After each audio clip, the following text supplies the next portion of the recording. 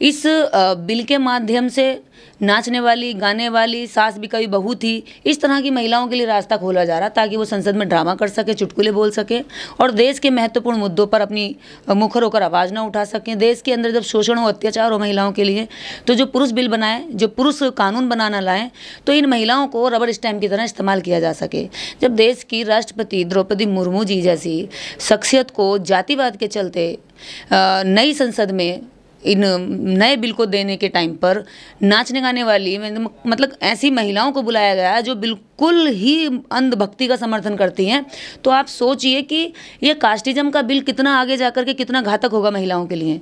जब द्रौपदी मुर्मू जैसी राष्ट्रपति महिला को अंदर नहीं एंट्री दी जाती, मंदिर में नहीं एंट्री दी जाती, रामनाथ कोविंद को एंट्री नहीं दी जाती, तो ऐसे बिल और ऐसी मनसा वाले लोग इस देश की स्त्रियों के साथ किस तरह का न्याय करेंगे। तो आपको सोचना चाहिए, क्या ये न्याय है? मोदी सरकार ने एक बड़ा काम किया है, सदन में आधी आबादी पहुंचेगी, आपके मुद्दे उठाए जाएंगे। नहीं, आधी आबादी का तो बिल ही नहीं है। बिल तो केवल 33% है। आपको शायद बिल सभी जानते हैं कि बिल केवल 33% आरक्षण बिल है। वो आधी आबादी तो तब होता जब 50% होता।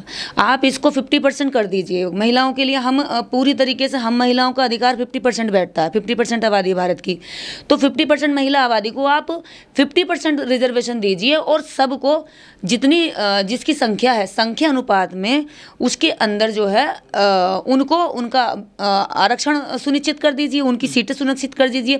3.5% महिला यहाँ पर ब्राह्मण है, ब्राह्मण महिलाओं को आप 3.5% दे दो, बाकी जितने बचे बाकी सारी देश की महिलाओं को दे दो। लेकिन इस देश के अंदर सबसे ज़्यादा नाम SC ST OBC का लिया जाता, गरीबों को लिया जाता, महिलाओं को लिया जाता, लेकिन छल कपट पूरी तरीके से करके उन महिलाओं के साथ भी, उन दलितों के साथ भी, OBC के साथ भी दिया किसको जाता है? जनरल क्लास की महिलाओं के लिए। तो जनरल क्लास की महिलाएं तो खुश होंगी ही। और इस बिल ने पूरी तरीके से इन्होंने ये साबित कर दिया ला करके, जिस तरह की इनकी मंशा दिखी है कि OBC तो पूरी ज़िंदगी घंटा ही बजाता रहेगा। ये घंटा बजाने वाला OBC का तो एक सीट नहीं सुनिश्चित करी है। और ये घंटा बजाने वाला OBC, कांवड़ ढोने वाला OBC, तीर्थ यात्राएं करने वाला OBC सोया पड़ा है, इसको पता ही नहीं है कि इसके लिए एक सीट तक नहीं है। इसके लिए जो भी आज दिया जा रहा है, इसको धर्म दिया जा रहा है, धर्म के नाम पर इसको मार पिटाई दी जा रही है, लोगों से लड़ने के लिए तलवारें दी जा रही हैं। लेकिन तुम जाकर जो है घंटा बजाओगे, उनकी महिलाएं जाकर के संसद में तुम्हारे अधिकारों की बैंड बजाएंगी। ये पूरी तरीके से इस तरह का चलन चल रहा है। ये ऐसा तक कानून है कि भारत की लगभग 95% महिलाओं के साथ ये अब तक की दुनिया का सबसे बड़ा धोखा होने जा रहा। अभी तक धर्म ने किया था, अब धर्म के नाम पर ढोंग किया जा रहा राजनीति में। और जब राजनीति छलती है ना समाज को, तो इससे ज़्यादा घातक कुछ भी नहीं होता। पर मैं यहाँ कहना चाहूँगी, अगर कांग्रेस भी साथ देती है तो 2024 में इसकी भी अकल ठिकाने लगा देंगे लोग। क्योंकि काशीराम साहब कहते थे कि बीजेपी और कांग्रेस अलग अलग नहीं है, SC OBC और ST के लिए लोग अलग अलग नहीं है, ये इनके नाम अलग हो सकते हैं। तो काशीराम साहब कहते थे कि एक सांपनाथ है तो एक नागनाथ है। जब उनको नौकरियों में आप आरक्षण दोगे, शिक्षा में आरक्षण दोगे, तो वो तेज बनेंगी, वो बात रखने लायक बनेंगी, तब आप उनको राजनीति में दो। लेकिन इन्हें पता है वहाँ से तो गरीब की महिला भी उठ के आ जाएगी, इसलिए वो क्या कर रहे हैं, पहले अमीर महिलाओं को राजनीति में ला रहे हैं ताकि वो शिक्षा पर और नौकरी पर बनने वाले कानूनों को रोक सकें।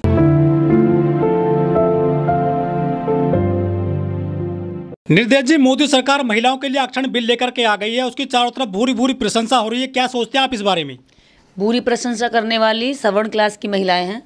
इस देश की SC ST OBC महिलाएं इस बात को लेकर सदमे में हैं और दुखी हैं कि देश के अंदर लोकतंत्र का नाम लेकर के देश की 97% आबादी के साथ धोखाधड़ी की जा रही है। ये दुनिया का सबसे बड़ा छल हो रहा है महिलाओं के साथ, जब इस देश की बहुसंख्यक आबादी महिला को पीछे किया जा रहा है, दरकिनार किया जा रहा है। लेकिन जो SC ST की महिलाएं हैं उनके लिए तो आरक्षण है, आरक्षण महिला आरक्षण बिल में कितनी परसेंटेज महिलाओं की है? देखिए 181 सीटें इन्होंने जनरल क्लास की महिलाओं को दी हैं, और जिसकी अधिक संख्या है उसको कम दिया है, और जिसकी कम संख्या उसको इतना अधिक दिया। जैसे मैं हमेशा से कहती हूँ कि 100 रोटियाँ और 100 लोग हैं, तो न्याय का बंटवारा क्या होगा?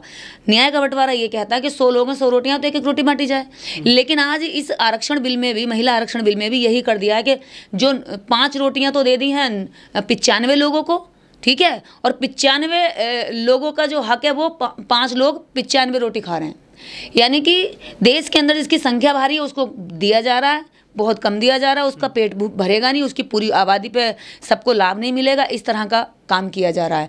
तो जो महिला आरक्षण बिल आ रहा है, आप इसको संख्या अनुपात में बांट दीजिए और 50% दीजिए। वास्तव में आप महिलाओं की पैरवी कर रहे हैं। यदि आप कह रहे हैं कि नई संसद में महिलाओं के लिए कानून आएगा, और सबसे बड़ी जो अभी मैं बता रही हूँ ना, आगे वाला होने वाला क्या है, अभी इसका क्या हंगामा मचेगा 2024 तक महिलाओं के वोटों को कैप्चर करने के लिए। जैसे इन्होंने 3 तलाक का मुद्दा लेकर आए, उसके बाद सिलेंडर ले आए, 5 किलो राशन का खूब प्रचार प्रसार किया। यानी कि देश की जो वोटर, महिला वोटर है, उसको ठगने का ये नया तरीका है। इधर जो भी पार्टी विरोध करेगी कि ये गलत है, या उसकी समीक्षा करेगी, उसके पैरवी करेगी, सही तरीके से डिफाइन करेगी, तो उसको कहेंगे कि देखो महिला विरोधी है, ये महिला विरोधी है और बीजेपी महिलाओं का भला चाहती है और ये लोग जो है बुरा चाहते हैं। ऐसा कहकर महिला वोट को कैश करना चाह रहे हैं। ये सारा ढोंग दिखावा है। हर चुनाव से पहले 9 साल की सरकार चलाते चलाते हो गए, क्या तब से ना महिला प्रेम नहीं जागा? क्या तब इनको महिला प्रेम दिखाई नहीं दिया? ये जो आप 33% रिजर्वेशन दे रहे हैं, इसमें कहाँ ओबीसी की महिलाएं रहेंगी, कहाँ एससी की महिलाएं रहेंगी, कितनी सीटें दोगे, अल्पसंख्यक को कितनी दोगे आप? इसमें सिख की, जैन की, पारसी की, मुस्लिम की कितनी महिलाएं रहेंगी? कुछ है? किसी भी तरह से इन्होंने रोस्टर नहीं बनाया। सीधा कह दी महिला आरक्षण बिल जो है हम लेकर आ रहे हैं, और इसको हमें पक्ष और विपक्ष दोनों से हम अपील करते हैं कि दोनों निर्विरोध इसका पूरी तरीके से समर्थन करें और इसको कानून बनने दें। पहले भी बिल ये कांग्रेस लेकर आई थी और आज बीजेपी इसको लाकर पास करना चाहती है। कांग्रेस बिल लाती है और बीजेपी उसको लागू करवाती है या उसको कानून बनवाती है। तो दोनों सांपनाथ नागनाथ हैं। हमें हमारा हक चाहिए, हमारी संख्या के अनुपात में हमारा हक दो। ये बेईमानी अब जितनी आपने कर ली चला ली, लेकिन अगर ओबीसी जागेगा तो इसी चुनाव में मुंह की खानी पड़ेगी। और ये जितनी भी धोखाधड़ी दोनों मिलकर कर रहे हैं ना, सांपनाथ नागनाथ, समाज समझ रहा है और नहीं समझेगा तो हम समझाएंगे कि तुम्हारा धोखा और ढोंग। शायद इसीलिए कई बार बहन कुंवारी मायावती जी का सम्मान बढ़ता है मन में, कि वो दोनों को ही अपने एंगल से देखती कि दोनों ही हमारे वोट को, हमारी महिला वोट को, हमारे पुरुष वोट को ठगना चाहते हैं, हमारे लिए करना कुछ नहीं चाहते। इसीलिए उन्होंने कहा कि दोनों ही सांपनाथ नागनाथ है, जब तक सम्मान से मैं नहीं बुलाएंगे हम नहीं जाएंगे। इधर देखिए, एक एससी और मुस्लिम नेताओं का तो एक तरफ से बायकॉट किया जा रहा है, दूसरी तरफ उनका नाम लेकर के जनरल महिलाओं को रिजर्वेशन दिया जा रहा है। तो कितनी बड़ी धोखाधड़ी चल रही, कितनी बड़ी साजिश चल रही है। वोट लेंगे ओबीसी से, वोट लेंगे एससी से, और जो फायदा है, जो लाभ है, जो मलाई चाटने की बात है, वो देंगे जनरल की महिलाओं को, जो पहले से ही अमीर हैं, करोड़पति हैं, अरबपति है। गरीब महिला कहाँ से चुनाव जीतेगी? गरीब महिला, इतना चुनाव का जो खेल है इतना महंगा कर दिया, गरीब महिला जीत ही नहीं सकती। अगर ये बिल पास होता है, इसका कानून बनता है, तो फूलन देवी जैसी, ठीक है, सावित्री बाई फूले, जो सावित्री वो थी, जो गरीब की लड़की, ऐसी सांसद कभी नहीं बनेंगी। यहाँ केवल फिर जो स्मृति ईरानी हैं, जो डांस करने वाली हैं, जो नाचने वाली हैं, और ये ऐसी साध्वी हैं, साध्वी संत है, ये महिलाएं बनेंगी। यानी कि इन्होंने राजनीति को, लोकतंत्र के अंदर राजनीति किसी के घर की तिजोरी का गहना नहीं है। जो अमीरों की औरतें तो उस गहने को पहन करके चमकेंगी और गरीब की औरतें उसको पहनकर देखकर तरसेंगी। तो राजनीति को इन्होंने अपनी तिजोरी का गहना बना लिया, अपने हिसाब से इस्तेमाल कर रहे हैं। लेकिन अभी तक जो है, जो SC ST या OBC के जो सांसद हैं या विधायक हैं या नेता हैं या जो पार्टियां हैं, वो ये कहते आ रहे थे कि SC ST OBC के महिलाओं को अलग से आरक्षण दिया जाए, उनको बिल्कुल सीटें उनको अलग दी जाएं, इसमें मिक्स ना किया जाए। देखिए, उनकी अगर सीटें अलग से दी जाती, यही तो बात हमने कही है। आप 3.5% महिला आप कह रहे हैं, ब्राह्मण महिलाएं, मान लीजिए वो 15% बैठ रही हैं या 10% बैठ रही हैं, जनरल जितनी भी आप आ रही है, तो जनरल को आप 15% दे दो, बाकी 85% इन समाज का बचता है इनमें बांट दो, इनकी संख्या अनुपात में बांट दो, झगड़ा खत्म हो जाएगा। ना आपको लगेगा कि हमारी और बेईमानी हो रही है, ना हमें लगेगा आपकी और बेईमानी हो रही है। नफरतें तो सरकार बढ़ा रही है ना, इससे तो नफरत बढ़ेगी। और उन महिलाओं को रिजर्वेशन मिलेगा जो जातिगत शोषण करती हैं, जो अपने घरों में काम कराती हैं, अपनी फैक्ट्री में काम कराती हैं और SC OBC की महिलाओं से बेहद घृणा करती हैं। ऐसी महिलाओं को रिजर्वेशन मिलेगा और सत्ता में जाकर बैठेंगी, तो सोचिए कितना गंदा और घटिया खेल हो जाएगा सत्ता का। ऐसा घिनौना चेहरा जो अभी नहीं है ना, और घिनौना चेहरा बन जाएगा जब ये महिलाएं संसद में जाके बैठेंगी। क्योंकि आज महिलाओं के ऊपर शोषण अत्याचार होता है तो ये महिलाएं बोलती नहीं है। किरण खैर जैसी महिलाएं ये कहती हैं कि बलात्कार होने पर, कि बलात्कार तो हमारी संस्कृति का हिस्सा है। तो जिन महिलाओं को बलात्कार संस्कृति का हिस्सा लगता है, जिनको ये लगता है कि हमारी सभ्यता और परंपराओं में बलात्कार होते आए और अब भी होते रहने चाहिए लोकतंत्र में, तो ऐसी महिलाएं जब संसद में बैठेंगी और फिर हमेशा के लिए बैठने का एक जुगाड़ बना लिया इन्होंने, तो फिर तो इस देश के अंदर, इस देश की SC, खासकर SC महिलाओं का शोषण जो होगा वो वास्तव में इस दुनिया के अंदर सबसे जघन्य और अमानवीय रहेगा। जब भी महिला सीट आरक्षित होती है किसी भी चुनाव में, तो जो SC या ST की महिलाएं हैं, स्पेशली जो अपर कास्ट के लोग होते हैं, कथित अपर कास्ट के, वो शादी कर लेते हैं, उनसे शादी कर लेते हैं भैया, SC का सर्टिफिकेट बनवा लेते हैं, OBC का सर्टिफिकेट बनवा लेते हैं। एक MP महाराष्ट्र की एक MP जो है, एससी का सर्टिफिकेट बना के नवनीत राणा ने एससी का सर्टिफिकेट बना करके वो संसद में जाकर के बयान देती थी। वो सांसद बन गई। एक सांसद बन सकते हैं और एससी का सर्टिफिकेट लगा करके कई हजार लोग जो है नौकरियां कर रहे हैं, उनका फर्जीवाड़ा खुल रहा है, तो फिर यहाँ पे क्यों नहीं होगा? आप ये देखिए, ग्राम प्रधान से लेकर के एमपी तक महिलाओं से शादी कर लेते हैं और महिला के सर्टिफिकेट पे उसको सीट जिता कर ले आते हैं, उसकी सीट छीन लेते हैं। और सीट जिताकर लाभ कौन लेता है? बनिया जी का बेटा, पंडित जी का बेटा। और वहां पर जो उसके समाज को मिलने वाली सीट थी, राजनीतिक शादी होती हैं, ये राजनीतिक शादियां होती हैं, राजनीतिक लाभ छीनने के लिए, उनका हक छीनने के लिए। अगर इन्हें किसी ऐसी महिला से शादी करनी है तो उसका भला वैसे करे ना, अपने साथ ला करके उसके बच्चों की शिक्षा दीक्षा की जिम्मेदारी लेना। लेकिन ये क्या करते हैं? उनके हक को छीनने के लिए शादियां तक कर लेते हैं, उनके हक को छीनने के लिए अपने बाप बदल लेते हैं, सर्टिफिकेट चेंज कर लेते हैं। तो ऐसी शादी फिर होंगी दलित महिलाओं से? बिल्कुल होंगी, ये शादियां बढ़ जाएंगी। फिर ये शादियां बढ़ करके फिर क्या होगा कि पूरी तरीके से उनका जो समाज को मिलने, पूरे समाज को मिलने वाला लाभ है वो पूरी तरीके से बंद हो जाएगा। दरवाजा बंद कर देंगे उनके लिए। संसद में, विधानसभा में जाने के लिए उनका जो रास्ता अभी तक खुला हुआ था, जो किसी भी तरीके से ये कहीं ना कहीं मजबूर होते थे, आज वो तक इसका बंद हो जाएगा। तो देश के अंदर महिलाओं के साथ पूरी तरीके से धोखाधड़ी चल रही है। देश की समस्त महिलाओं को इसके साथ आकर के इस बिल का विरोध करना चाहिए।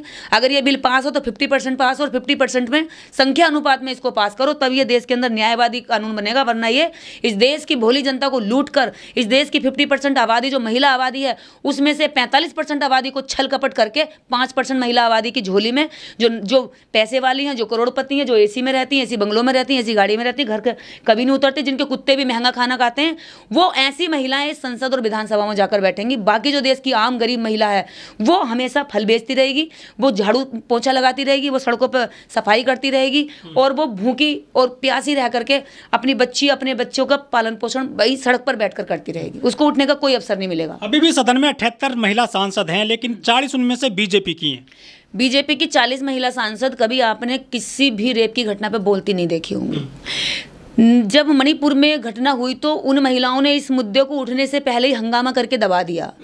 तो ये महिलाएं इस बिल के खुशी मना रही हैं। क्यों खुशी मना रही? क्योंकि इन्हें गरीब के दर्द पर चुटकुले करने का, हंसने का और दूर बैठकर उसको तरसाने का एक और मजबूत स्तंभ मिल जाएगा, बहाना मिल जाएगा, कानून मिल जाएगा।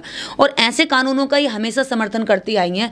इसमें फिल्मी एक्ट्रेसेस जो वहाँ पर कभी पर्दा है, बिकनी पहनकर घूमती हैं, हाँ, ऐसी महिलाएं आज हमारे देश की कितनी, मतलब राजनीति को कितने घटिया स्तर पर ला दिया है कि यहाँ पर जो एक्टर है वो राजनीति कर रहे हैं और जो राजनीति करने वाले लोग हैं वो चुटकुलेबाजी कर रहे हैं और जो चुटकुले खरे लोग हैं वो जाकर के वहां पर भाषण दे रहे हैं।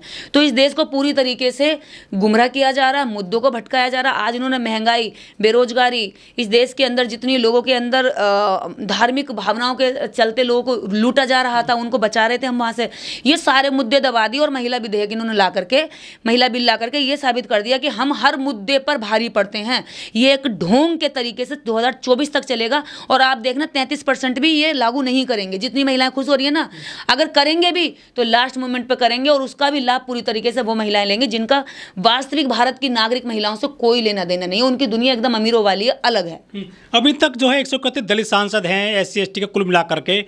लोग कहते हैं कि ये कुछ काम नहीं करते हैं अपने समाज के लिए। जो महिलाओं को ये अधिकार मिल जाएगा वो सदन में पहुंचेंगी, क्या वो काम करेंगे महिलाओं के लिए? क्या लगता है? देखिए, ये जितने भी अभी 131 बैठे हुए हैं, पहली शिकायत तो इनसे कि अभी यही काम नहीं कर पा रहे हैं। दूसरा, यदि महिला आरक्षण बिल लेकर आ रहे हैं तो इसमें आपको देखने मिलेगा, इसमें भी ऐसी महिलाओं को टिकट नहीं दिया जाएगा जो बोल सकती हैं, जो सवाल कर सकती हैं, जो मुद्दे उठा सकती हैं, जो जनता की बात रख सकती हैं, जो गलत कानूनों पर विरोध कर सकती हैं। ऐसी महिलाओं को नहीं टिकट दिया। बहन जी को नहीं बोलने दिया गया था सदन में, बहन जी को इस्तीफा देना पड़ा, उनका माइक म्यूट कर दिया। तो ऐसी महिलाओं को कभी भी ये बर्दाश्त नहीं करेंगे। दूसरा, इस देश के अंदर होता क्या है कि जब जब महिलाएं या पुरुष, कोई भी वंचित वर्ग का व्यक्ति जब उठकर खड़ा होता है तो उसको MP MLA तो बनना छोड़िए, उसको ये गांव का, ग्राम पंचायत का सदस्य भी नहीं बनने देते, इसको वार्ड का पार्षद नहीं बनने देते। तो ये एक बड़े सपने दिखा करके छोटी जनता को ठगकर मोटी जनता जो अमीर है, करोड़पति है, उसकी झोली में उसका हक डाल रहे हैं। यानी वो नंगा रहे, भूखा रहे, गरीब रहे, नीचे रहे और अमीर होता जाए और अमीर होता जाए। अमीरी गरीबी की जो खाई है उसको और ऊंचा नीचा कर रहे हैं। इस देश के अंदर 131 आज यदि आवाज़ उठाएं तो उनकी आवाज़ से इस देश की वंचित महिलाओं को हक मिल सकता है। आप देखना कि जब महिलाओं को राजनीति से पहले महिलाओं को रिजर्वेशन देने की ज़रूरत है, शिक्षा में, रोजगार में, जब उनको नौकरियों में आप आरक्षण दोगे, शिक्षा में आरक्षण दोगे, तो वो तेज बनेंगी, वो बात रखने लायक बनेंगी, तब आप उनको राजनीति में दो। लेकिन इन्हें पता है वहाँ से तो गरीब की महिला भी उठ के आ जाएगी, इसलिए वो क्या कर रहे हैं, पहले पहले अमीर महिलाओं को राजनीति में ला रहे हैं ताकि वो शिक्षा पर और नौकरी पर बनने वाले कानूनों को रोक सकें।